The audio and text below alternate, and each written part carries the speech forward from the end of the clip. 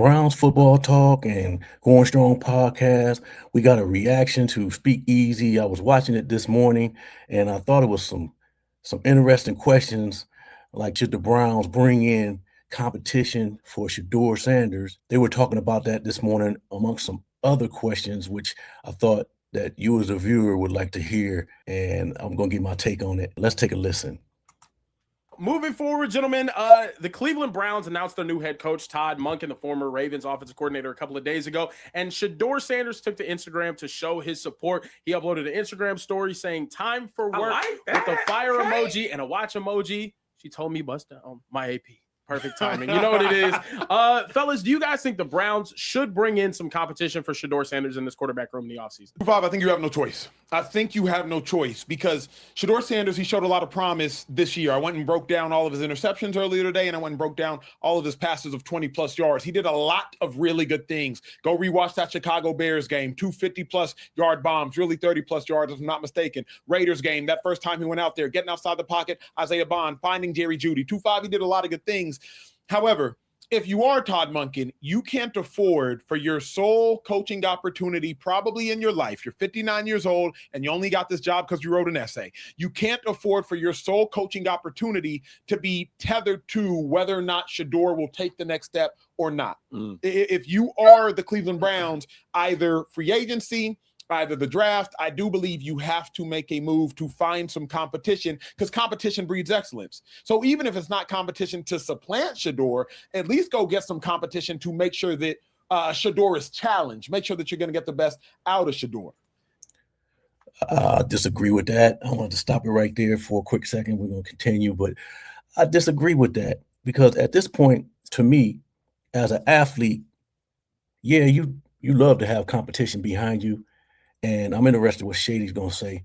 You love to have competition behind you, but I think the best thing right now for Shedeur is to have for the organization to be totally behind him, 100%. Nobody in the rear looking at him, totally with the confidence of the whole organization saying, "Look, Shedeur, you're our guy. You don't have to look over your shoulder at nobody. Let's give you everything you need, a full off season, full training camp. You get all the ones. You getting every rep that you need. You getting all the film study you need. You understanding what Todd Monken want from you, his system, the whole organization, defense, special teams, offensive line, wide receivers, knowing that you the number one guy. He need that, especially. And then they talk about him, his second year. To me, this is still his first year because he never got a chance to have any of that. No offseason or nothing. So I totally disagree with that. Let's continue. Is it me or you got something against Todd Monken? I don't know, because I don't think it's a bad pick. You coached the MVP Lamar Jackson. Things went well there. Once you got Derrick Henry, you came aboard. You got Zay Flowers rolling. Like, you got the offense rolling and popping. But so do you think they should get competition for Shedeur? I'm getting there. I'm getting there. So I do like the Todd Monken. I like that part. Yeah. And then Shedeur, I think this is an Andy Reid. And this is a Howie Roseman rule. Break that down. Always get more competition. It makes every player better. Yeah. I think about all my years in the NFL, when I didn't have a certain backup behind me, I still want to compete and do really, really well.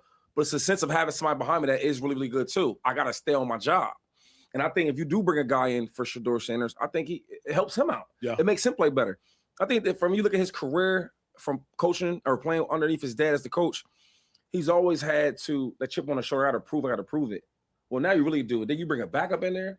I think it'd be a perfect thing for Shedeur Sanders. Here's the question is, at what point is bring a backup in there, but I wouldn't bring a backup in there totally for him to be looking over his shoulder, somebody that's going to push me. I'll bring a backup in there to give him some education, to teach him some things about the defenses and exactly what to do when this particular situation, this blitz is happening, or this coverage is happening, or this thing happens.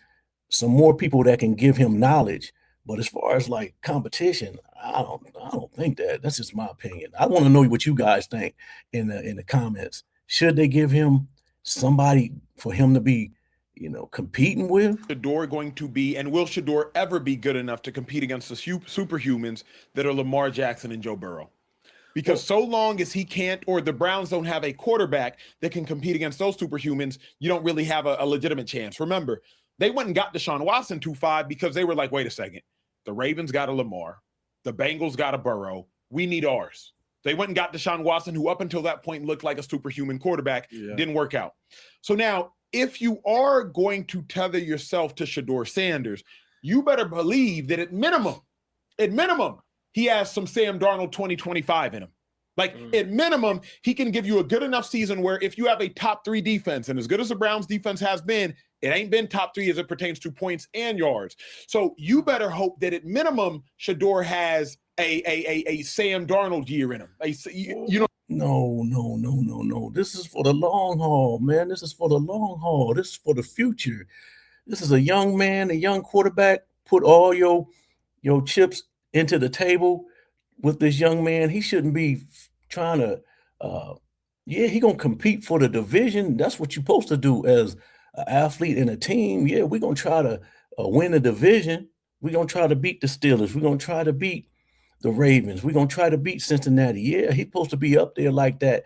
But as far as like trying to put his name up against Lamar Jackson, Joe Burrow, and try to push that narrative, no, I don't think so. I think he just need to be him, and he'll find his way. 25, 30 touchdowns. See, I disagree. I don't think he needs to be on the same level as Joe Burrow and Lamar Jackson in his second year. I don't believe that. There's look at the quarterbacks this year, right? The second year guys, right? I'm not going to use Drake May because he's having an MVP type year, but Caleb Williams, right? Bo Nix, like these guys. If you're playing on that level, right, it's really really good, still learning but still being effective and productive. They can win. They got a good defense. If Shedeur comes in there, the good thing with Shedeur is he's gonna have a whole year to train, right? Because I feel like his body's not really physically there yet, but he hasn't had a true off season yet. Then another in the office of film study, like all these things help out. The biggest jump is from year 1 to year 2. Correct. And I think with Shedeur, if he could just play well like the second year quarterbacks like this year, I think he'll be fine. But here's the thing: those quarterbacks, and like you said, the biggest jump from year 1 to year 2, yes, but I still consider that his this coming year part of year 1. It was so much chaos, man. It was dysfunction, and to me, this is like he got a chance to get his feet wet second part of the year, and now this year, to me, is a reset. Shedeur knows what he needs to work on 100%. You imagine how happy he must feel when he knows that Andrew Berry is behind him. He knows that Todd Monken is behind him. Let me know what you guys think. Do you think the Browns should bring in some competition for Shedeur? I understand that competition brings more, competitiveness, brings the best out of you. But I don't know if he need that right now, because I think he knows who and what he needs to be this coming year. Jackson Dart, it's his team. Tyler Shutt, it's his team.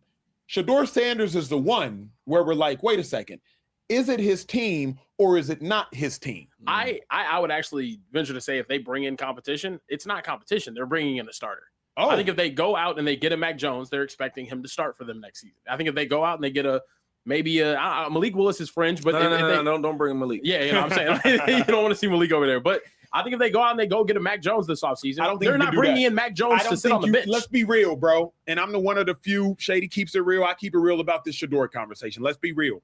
You can't bring in a quarterback to start over Shedeur right now.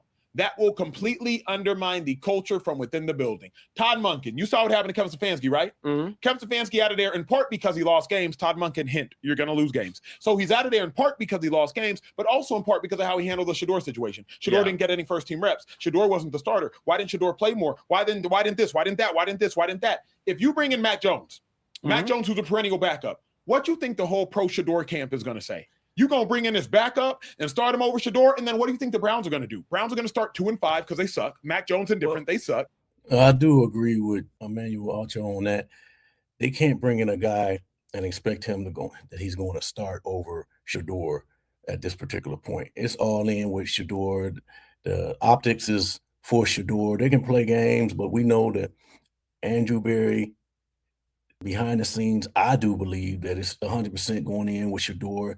They got Todd Munkins. He met him. He got off the plane. He came in from vacation and talked to Todd Munkin. So we know what it really is. All this stuff is smoke and mirrors, all this other stuff. And basically, it's Shedeur's show.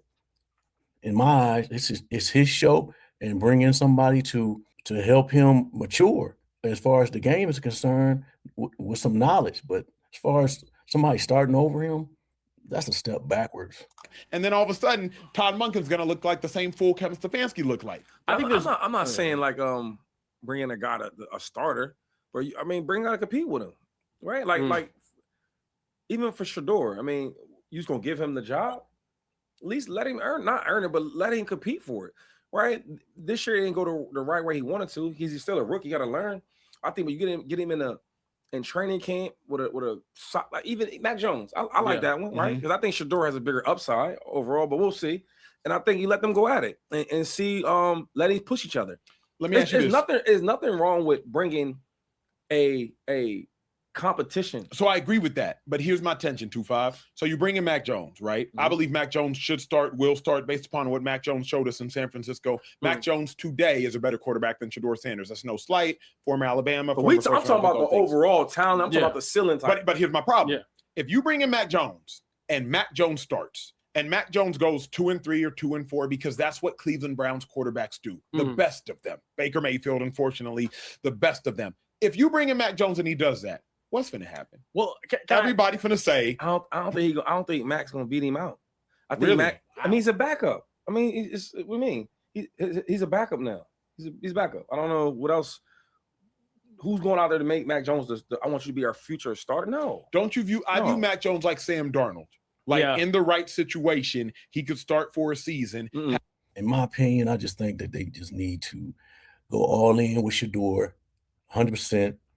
We know that Deshaun Watson's there to teach, but really what Deshaun really know. Everybody knows that Deshaun, when he was there, and he was the guy while he was there in the beginning, everybody, his knock, once we found out that Deshaun was having problems reading coverages and everything, and his ability wasn't the same, and his mentor wasn't the same.